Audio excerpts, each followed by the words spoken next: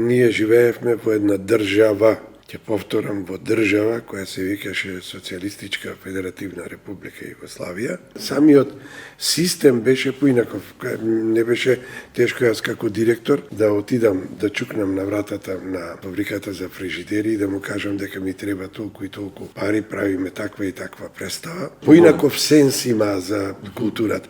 Ќе ти кажам дека можеби јас сум единствениот директор, тоа не е како фалба, но тоа е во какво време сме живееле. Се поврзавме со Корин Редгрейв, братот на Ванеса Редгрейв, Оскаровка, која е феноменален актер, која кога бев заменик министер дојде да ме посети имам прекрасно писменце од нејзе благодарност. А беше заменик министер за култура? Да, бев. Ама си дадов оставка затоа што видов што прават таму и не ме бендисуваше таа дека треба да разговарам дали ова знаме треба да биде црвено и жолто, а не за културата да се прави муабет. И требаше кога ќе направиме 20 пати да отидеме ние во Лондон и да играме, но ни каже од министерството, како и сега што кажуваат, немаме средства и ние не отидовме.